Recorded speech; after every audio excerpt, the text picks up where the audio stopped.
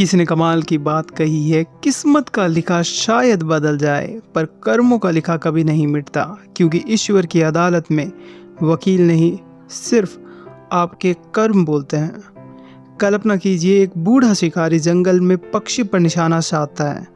उसी समय एक सांप उसी शिकारी के पैर पर डसने को तैयार खड़ा है। ऊपर आसमान में एक बाज उसी सांप पर निशाना बनाए बैठा है। 1 सेकंड की देरी और कब खेल बदल जाए किसी को नहीं पता। आखिर कौन बचेगा कौन मरेगा, ये फैसला ना शिकारी करेगा ना सांप, ये फैसला करेंगे उसके कर्म। आज की कहानी उसी चक्र की जिसे हम कहते हैं कर्मों का खेल। राम राम साहब, मैं हूं आपका दोस्त आरजे रामनिवास।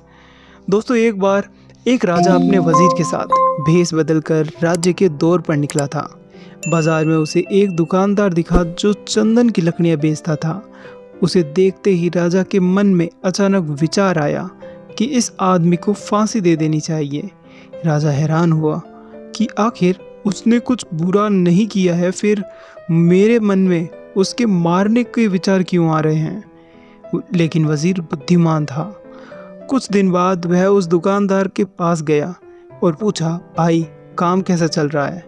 दुकानदार ने उदास होकर कहा, बहुत बुरा हाल है, कोई चंदन खरीदता ही नहीं।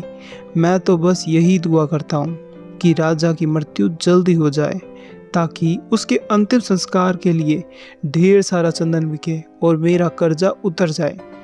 वजीर समझ गया, दुकानदार के बुरे विचार ही ऐसी एनर्जी पैदा कर रहे थे जो एनर्जी राजा तक पहुंच रही थी। इसीलिए राजा को उसे मारने का विचार आया। वजीर ने चालाकी से राजा की तरफ से उसे कुछ पैसे दिए और ढेर सारा चंदन खरीद लिया। अब दुकानदार खुश हो गया। वो राजा की लंबी उम्र करने की दुआ करने लगा। अगले दिन जब राजा वहाँ से गुजरा तो उसे देखते ही राजा का मन प्यार से भर गया। खेल वही था, बस नीयत बदल गई थी। कर्म एक ऐसी गूंज है जो आपके पास ही होती है। जैसे आप कुएं में चिल्लाते हैं, वही आवाज़ वापस आप तक पहुंचती है। अगर आप आज किसी का बुरा कर रहे हैं तो याद रखिए, कुदरत ने आपका बिल फिक्स कर दिया है, बस चुकाने का समय आना बाकी है। क्योंकि एक बार श्री कृष्ण ने भी कहा था, कर्मों का फल मिलने में देर हो सकती है पर अंधेर नहीं। वो शिकारी जिसकी मैंने शुरुआत में बात की थी, जैसे ही उसने तीर छोड़ा, एक सांप ने उसे पैर पर डस लिया। शिकारी का निशाना चूक गया और तीर सीधा जाकर ऊपर मंडरा रहे बाज पर जा लगा। पक्षी उड़ गया, बाज मर गया और शिकारी सांप के जहर से तड़पने लगा। शिकारी का कर्म शिकारी के पास आया और बाज का कर्म बाज के पास।